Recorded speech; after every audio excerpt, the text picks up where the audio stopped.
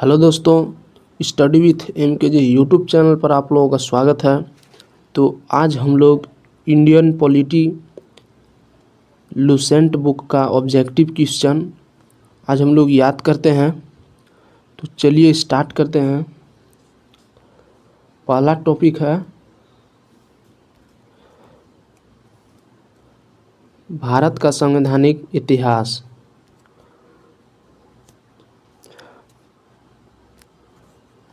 पहला क्वेश्चन है, भीमराव अंबेडकर और महात्मा गांधी के मध्य सन 1932 में हस्ताक्षरित पुनः समझौता के में प्रावधान था। तो पुनः समझौता में क्या प्रावधान था? तो ये था हरिजनों के लिए आरक्षण सहित संयुक्त निर्वाचन क्षेत्र का। अगला है, सूची 1 को सूची 2 के साथ सुमेलित कीजिए और सूचियों के नीचे दिए गए कूट का प्रयोग करके सही उत्तर का चयन कीजिए।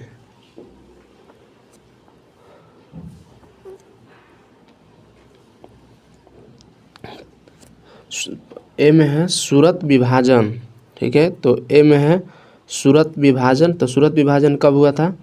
तो सूरत विभाजन हुआ था 1905 में। और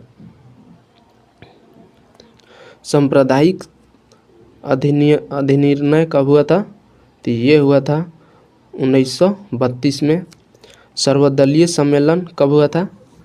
तो सर्वदलीय सम्मेलन ये 1928 में हुआ था। और पूर्ण स्वराज का संकल्प ये 1929 में हुआ था। तो राइट आंसर हो जाएगा ए का 4,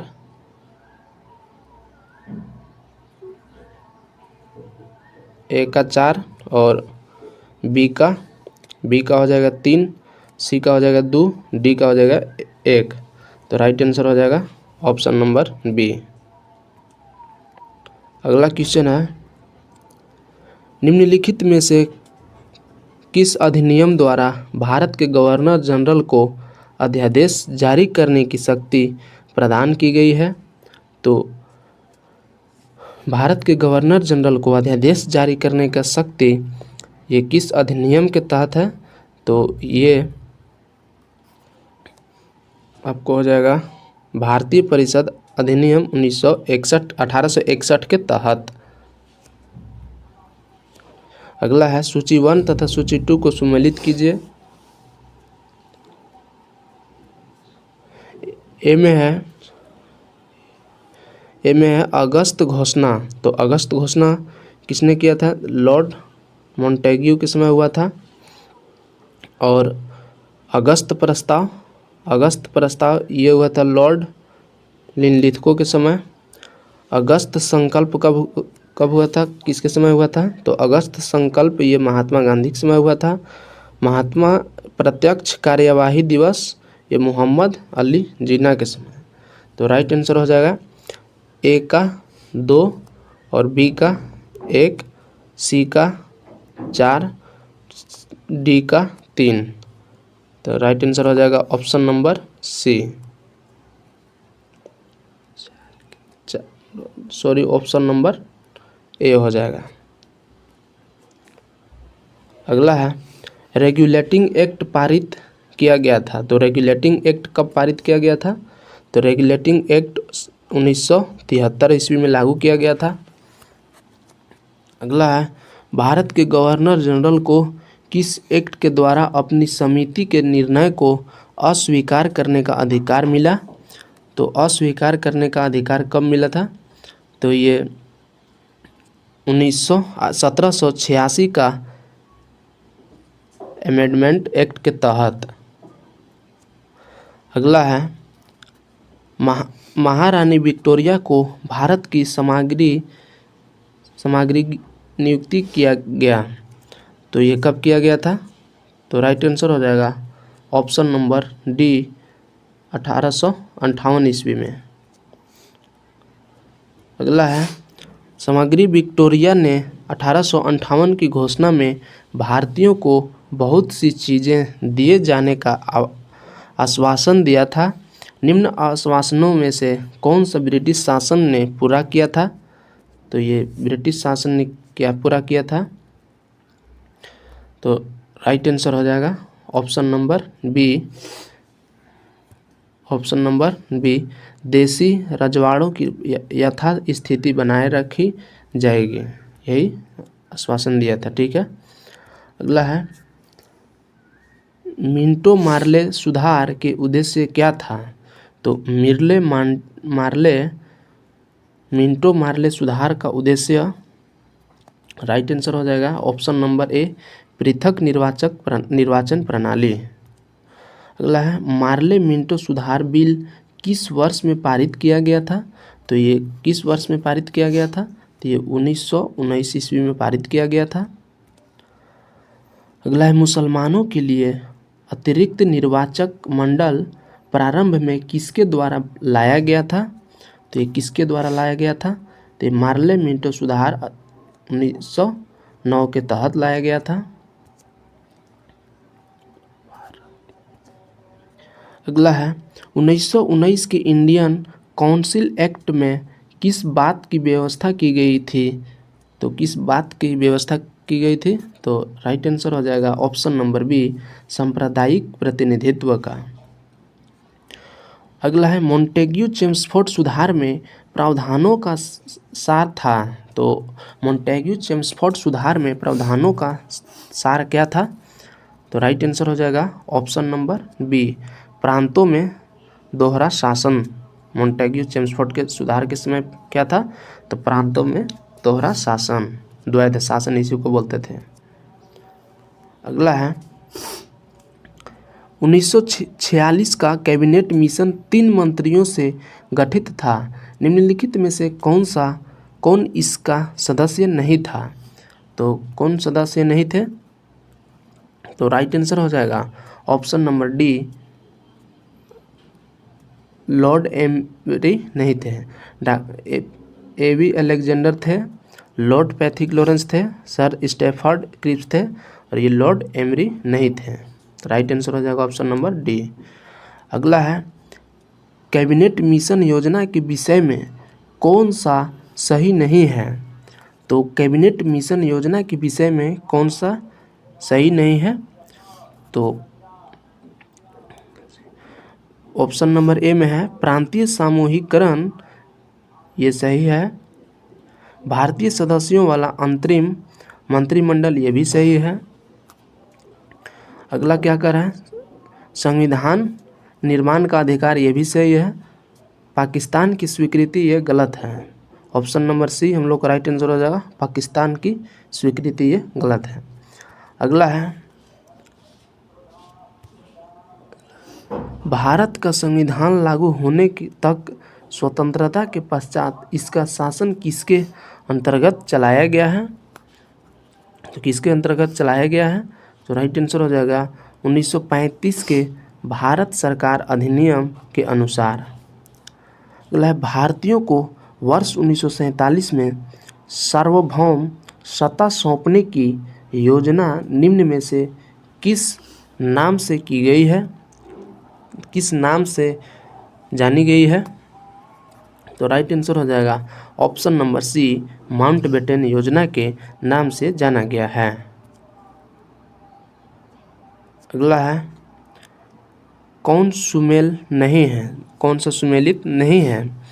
तो कौन सा सुमेलित नहीं है? मार्ले मिंटो सुधार, ये सांप्रदायिक प्रतिनिधित्व, ये सही है। भारत सरकार अधिनियम 1935, ये स्वशासन था, ये भी सही है। कैबिनेट मिशन संविधान सभा का गठन, ये भी सही है। साइमन कमीशन भारत का विभाजन, ना, ये गलत है। तो राइट आंसर हो जाएगा ऑप्शन नंबर डी।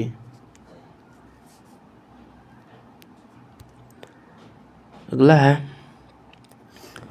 निम्न अधिनियमों को सही ढंग से मिलाइए।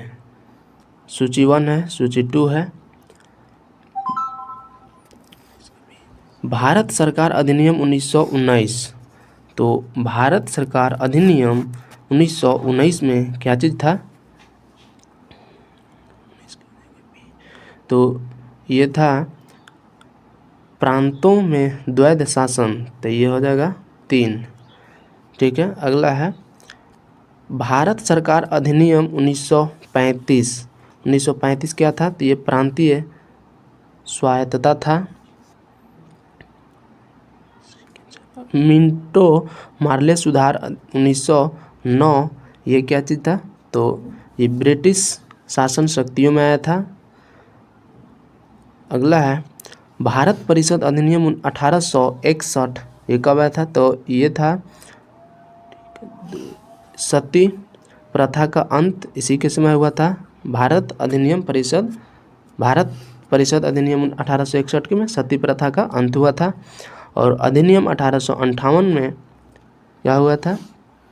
सांप्रदायिक निर्वाचन। तो राइट आंसर हो जाएगा ए का 3, बी का 1, सी का 4, डी का 2, 5 का ई का 5। राइट आंसर हो जाएगा ऑप्शन नंबर बी।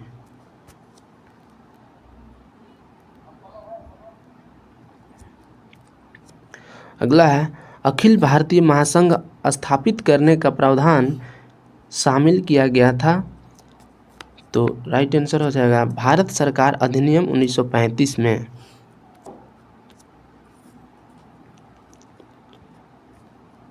अगला है निम्नलिखित में से किस अधिनियम ने केंद्र में द्वैध शासन प्रणाली को स्थापित किया है? राइट आंसर हो जाएगा ऑप्शन नंबर ए भारत शासन अधिनियम 1935। अगला है संघीय प्रणाली का पहला प्रयास भारत सरकार अधिनियम द्वारा किया गया था। तो कब किया गया था? तो राइट आंसर हो जाएगा ऑप्शन नंबर सी 1935 में किया गया था। संघीय प्रणाली का पहला प्रयास भारत सरकार अधिनियम द्वारा 1935 में किया गया था। अगला है किस अधिनियम की प्रमुख विशेषता प्रांतीय स्वायत्तता थी? तो प्रांतीय स्वायत्तता ये 1935 में, ठीक है। अगला है भारत में सचिव का पद किसके द्वारा निर्मित किया गया था? तो भारत में सचिव का पद किसके द्वारा नियुक्त किया गया था, निर्मित किया गया था? तो राइट आंसर हो जाएगा ऑप्शन नंबर बी भारत सरकार अधिनियम 1858 के तहत।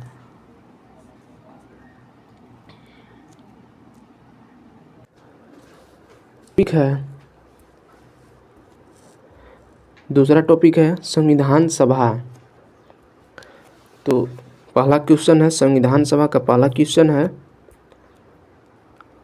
1922 ईस्वी में निम्नलिखित में से किसके द्वारा यह उद्गार व्यक्त किया गया कि भारतीय संविधान भारतीयों की इच्छा अनुसार होगा? तो इसका राइट आंसर हो जाएगा ऑप्शन नंबर ए महात्मा गांधी। अगला है 1924 ईस्वी में किसके द्वारा ब्रिटिश सरकार से यह मांग की गई कि भारतीय संविधान के निर्माण के लिए संविधान सभा का गठन किया जाए? राइट आंसर हो जाएगा option number C Motilal Nehru. 1924 में ब्रिटिश सरकार से यह मांग की गई कि भारतीय संविधान के निर्माण के लिए संविधान सभा का गठन किया जाए। तो मोतीलाल नेहरू ने मांग किए थे 1924 में। अगला है संविधान सभा के विचार का औपचारिक रूप से प्रतिपादन किसके द्वारा किया गया है? तो ये किसके द्वारा किया गया है? राइट आंसर हो जाएगा एम.एन. रॉय के द्वारा।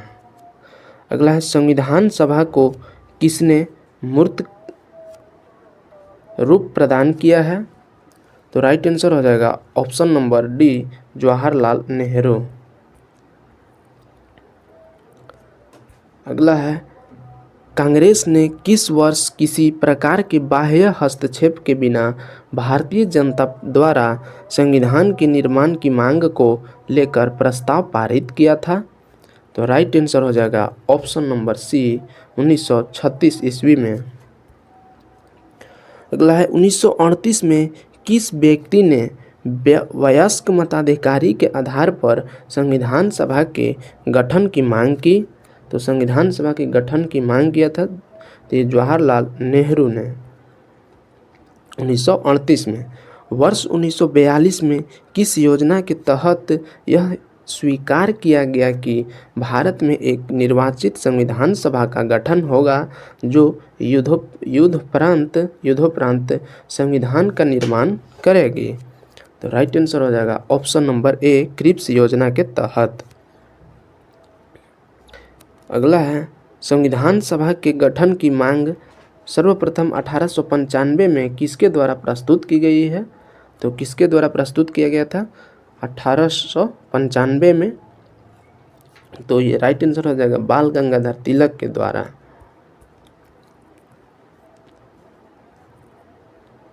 अगला है, भारत की संविधान सभा गठित करने का आधार क्या था? तो भारत की संविधान सभा गठित करने का आधार क्या था? तो इसका आधार था कैबिनेट मिशन प्लान 1946। भारत की संविधान सभा किसके द्वारा गठित की गई है?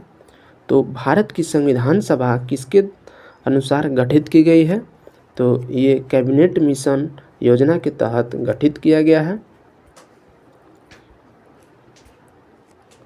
अगला है, सन 1936 में भारतीय राष्ट्रीय कांग्रेस द्वारा संविधान सभा के गठन की मांग कहाँ पर हुए अधिवेशन में रखी गई थी? किस अधिवेशन में?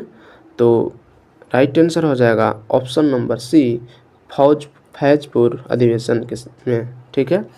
अगला है, कैबिनेट मिशन योजना के अनुसार संविधान सभा में कुल कितने सदस्य होने थे?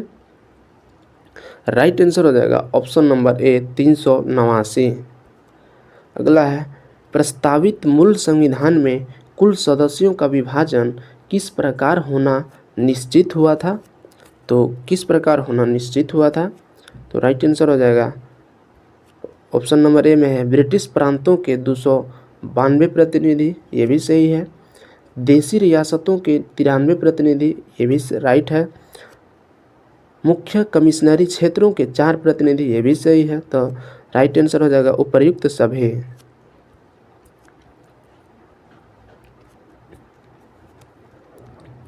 अगला है, संविधान सभा में विभिन्न प्रांतों के लिए 292 सदस्यों का निर्वाचन होना था। इनमें से कांग्रेस के कितने प्रतिनिधि निर्वाचित होकर आए थे? तो कितने निर्वाचित होकर के आए? तो ये आए थे 208 निर्वाचित होकर के आए थे। पुनर्गठन के फलस्वरूप वर्ष 1947 में संविधान सभा के सदस्यों की संख्या कितनी रह गई थी? तो कितनी रह गई? राइट आंसर हो जाएगा ऑप्शन नंबर बी, 299। अगला है, संविधान सभा पुनर्गठित में देशी रियासतों के लिए कितने प्रतिनिधि थे? तो कितने प्रतिनिधि थे? राइट आंसर हो जाएगा ऑप्शन नंबर बी, 70 प्रतिनिधि थे। पुनर्गठित संविधान सभा में विभिन्न प्रांतों के लिए कितने प्रतिनिधि थे? तो कितने प्रतिनिधि थे? तो राइट आंसर हो जाएगा ऑप्शन नंबर बी, 229 प्रतिनिधि थे।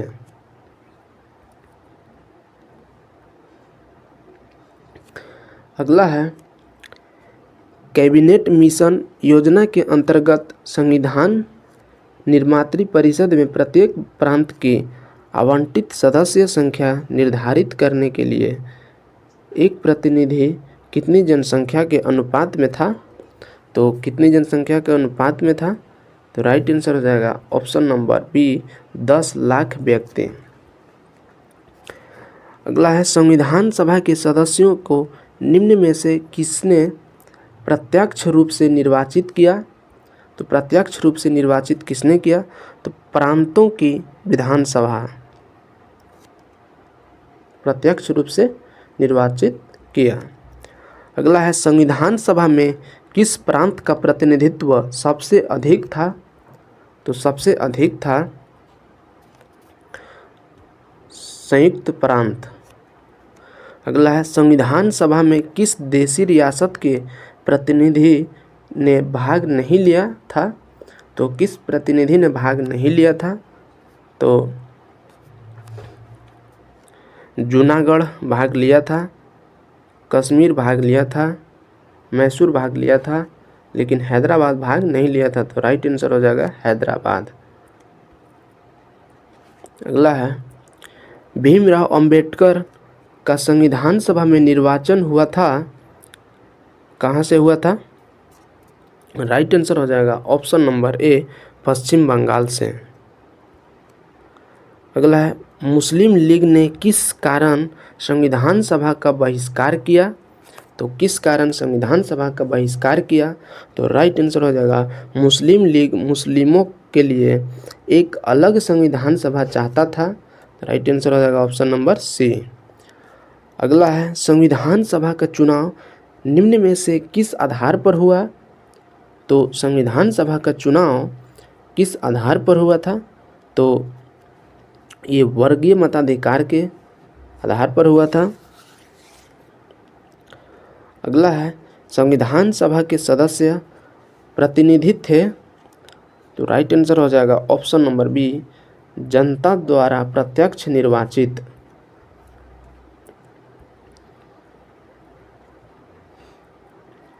अगला है क्वेश्चन नंबर 26 भारतीय संविधान निर्मात्री सभा। राइट आंसर हो जाएगा प्रांतीय संविधान सभाओं द्वारा परोक्ष रूप से अनुपातिक प्रतिनिधित्व प्रणाली द्वारा चुनी गई थी। ठीक है। अगला है भारतीय संविधान को किसने बनाया? तो भारतीय संविधान को किसने बनाया था? तो ये बनाया था संविधान सभा ने। अगला है संविधान सभा के लिए चुनाव कब संपन्न हुए? तो चुनाव कब संपन्न हुआ था? तो 1945 में चुनाव संपन्न हुआ था। 1946 में संपन्न हुआ था चुनाव, 1946 में संपन्न हुआ था। अगला है भारतीय संविधान सभा की स्थापना कब हुआ था? तो भारतीय संविधान सभा की स्थापना कब हुआ था? तो 9 दिसंबर 1946 को हुआ था। अगला है संविधान सभा का प्रथम अधिवेशन कहाँ हुआ था? तो संविधान सभा का प्रथम अधिवेशन ये कहाँ हुआ था? तो राइट आंसर हो जाएगा ऑप्शन नंबर डी, ये दिल्ली में हुआ था। अगला है संविधान सभा के उद्घाटन अधिवेशन की अध्यक्षता किसने किया था? तो ये सच्चिदानंद सिन्हा ने अध्यक्षता किए थे। संविधान सभा का पहला सत्र कब हुआ था? तो संविधान सभा का पहला सत्र ये हुआ था 9 दिसंबर 1946 को, जिसमें कि अध्यक्ष थे सच्चिदानंद सिन्हा। अगला है संविधान सभा के अस्थायी अध्यक्ष कौन थे? तो अस्थायी अध्यक्ष जो कि पहले कौन थे? तो सच्चिदानंद सिन्हा थे 1946 में, 9 दिसंबर 1946 में। और अस्थायी अध्यक्ष बोले तो डॉक्टर राजेंद्र प्रसाद। अगला है यहाँ पे संविधान सभा के अस्थायी अध्यक्ष कौन थे? तो राइट आंसर हो जाएगा option number C doctor Rajendra Prasad. अगला है 11 दिसंबर 1946 को किसे संविधान सभा का अस्थायी अध्यक्ष चुना गया था? तो अस्थायी अध्यक्ष किसे चुना गया था? तो डॉक्टर राजेंद्र प्रसाद को अस्थायी अध्यक्ष 11 दिसंबर 1946 को चुना गया था। अगला है संविधान सभा के संवैधानिक सलाहकार कौन थे? तो संविधान सभा के संवैधानिक सलाहकार ये कौन थे? तो राइट आंसर हो जाएगा बेनेगल नरसिंह राव, BN राव। अगला है संविधान सभा के चुने हुए अस्थायी अध्यक्ष कौन थे? तो अस्थायी अध्यक्ष चुने गए थे, कौन चुने गए थे? तो राइट आंसर हो जाएगा option number C doctor Rajendra Prasad. अगला है निम्नलिखित में से कौन संविधान सभा का सदस्य नहीं था? तो संविधान सभा का सदस्य कौन नहीं थे? तो KM मुंशी ये थे, N गोपालास्वामी अयंगर ये भी थे, TV कृष्णमाचारी ये भी थे,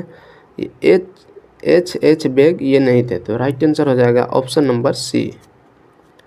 संविधान के विभिन्न पहलुओं के अध्ययन हेतु संविधान सभा ने कितनी समितियां नियुक्त की थी? तो कितनी समितियां नियुक्त किया गया था? 13। अगला है संविधान सभा के प्रारूप मसौदा समिति की नियुक्ति कब की गई थी? तो ये कब किया गया था?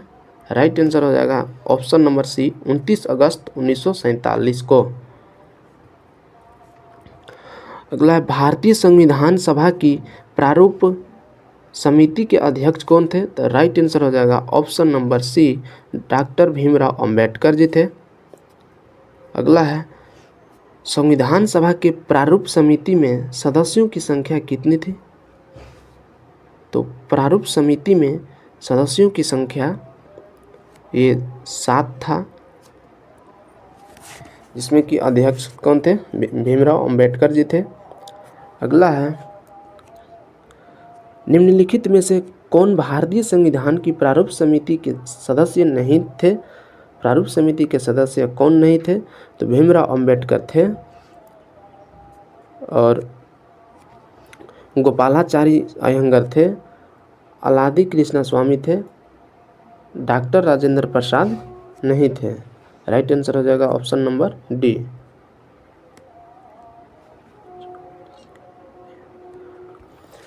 अगला है निम्नलिखित में से कौन प्रारूप समिति के सदस्य नहीं थे? तो प्रारूप समिति के सदस्य नहीं थे। राइट आंसर हो जाएगा ऑप्शन नंबर ए, जवाहरलाल नेहरू नहीं थे। अभी जस्ट इससे पहले देखें के मुंशी थे, मोहम्मद सदाउद्दौला थे, गोपाला स्वामी अयंगर थे, जवाहरलाल नेहरू नहीं थे। अगला है संविधान की प्रारूप समिति के समक्ष प्रस्ताव किसने रखा था? तो प्रस्तावना का प्रस्ताव किसने रखा था? तो ये जवाहरलाल नेहरू जी ने रखे थे। संविधान सभा में सभी निर्णय किस आधार पर लिए गए हैं?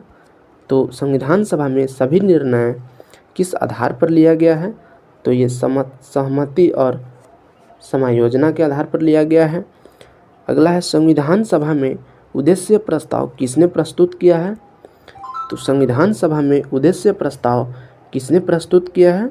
तो राइट आंसर हो जाएगा option number C, Jawaharlal Nehru.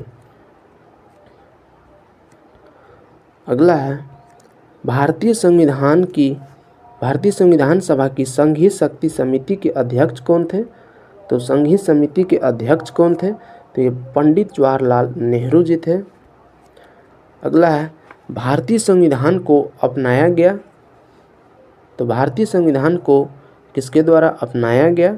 Right answer हो जाएगा ऑप्शन नंबर ए, संविधान सभा द्वारा अपनाया गया। भारत को एक संविधान देने का प्रस्ताव संविधान सभा द्वारा पारित किया गया था। राइट आंसर हो जाएगा ऑप्शन नंबर बी, 22 जनवरी 1947 को।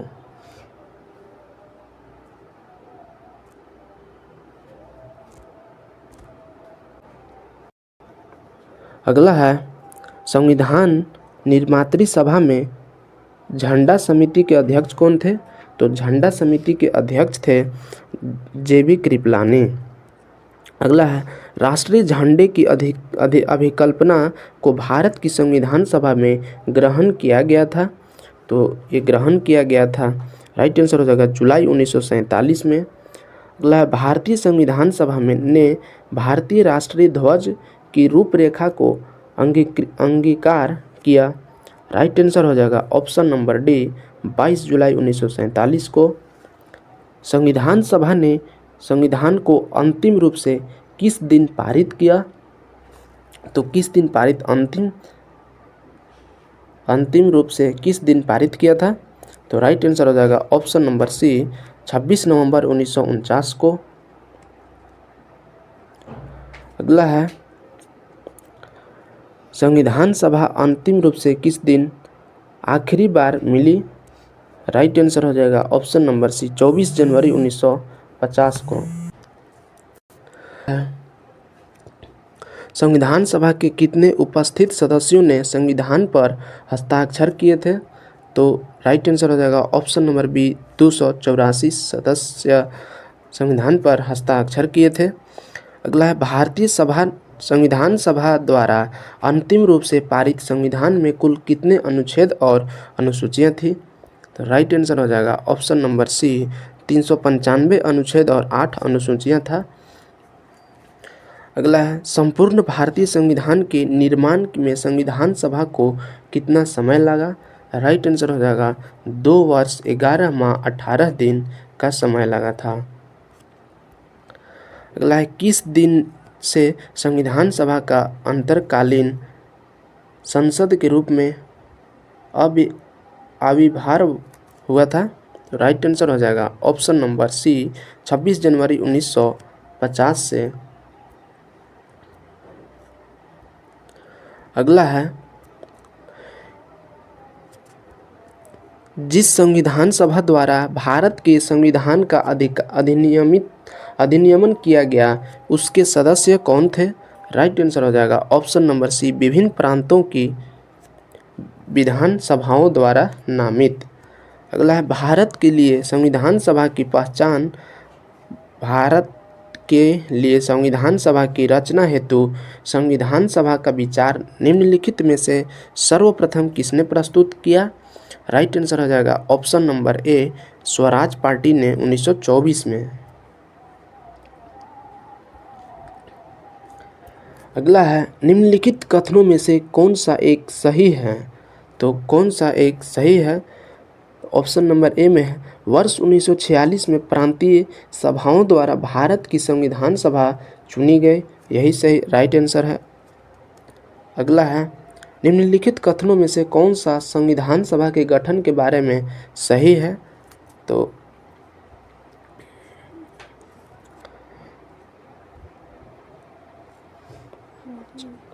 संविधान पहला में है संविधान सभा के सदस्यों का चयन 1946 के प्रांतीय चुनावों का आधार पर किया गया था, राइट आंसर है। देशी राज्यों के प्रतिनिधियों को संविधान सभा में सम्मिलित नहीं किया गया था, ये गलत है। अगला है संविधान सभा के भीतर विचार विमर्श जनता द्वारा व्यक्त की गई राज्यों से प्रभावित नहीं होता था, नहीं होता, ये भी गलती है। अगला है सामूहिक सहभागिता का भाव उत्पन्न करने के लिए जनता से सुझाव मांगे गए थे, बिल्कुल राइट है। तो मेरा सही है, पहला और चौथा सही है। तो कौन सा ऑप्शन में है, ऑप्शन नंबर डी पहला और चौथा। अगला है भारतीय संविधान सभा के प्रथम दिन के अधिवेशन की अध्यक्षता इन्होंने की थी, तो किसने किए थे। तो राइट आंसर हो जाएगा ऑप्शन नंबर डी डॉक्टर सच्चिदानंद सिन्हा। अगला है भारत के संविधान का निर्माता किसे माना जाता है। तो भारत के संविधान का निर्माता किसे माना जाता है, तो भीमराव अंबेडकर जी को माना जाता है। अगला है संविधान पांडुलेखन समिति का निम्नलिखित में से कौन सदस्य नहीं था। तो कौन सदस्य नहीं था, तो जवाहरलाल नेहरू ये सदस्य नहीं थे, मोहम्मद सादुल्ला था, के मुंशी थे, AK अय्यर था, जवाहरलाल नेहरू नहीं थे। अगला है भारत का संविधान कब लागू हुआ था। तो भारत का संविधान 26 जनवरी 1950 को लागू हुआ था। अगला है संविधान को 26 जनवरी के दिन लागू करने का निर्णय इसलिए किया गया क्योंकि कांग्रेस ने इस तिथि को 1930 में स्वतंत्रता दिवस के रूप में मनाया था, राइट आंसर है। अगला है भारतीय संविधान सभा में महिला सदस्यों की कुल संख्या कितनी थी। तो महिला सदस्यों की कुल संख्या 15 था। तो दोस्तों ये रहा आज का सेशन, और इसके बाद का नेक्स्ट वीडियो में हम लोग रिवीजन करेंगे। तो वीडियो अच्छा लगा होगा तो लाइक सब्सक्राइब ज़रूर कीजिएगा, दोस्तों के पास शेयर ज़रूर कीजिएगा।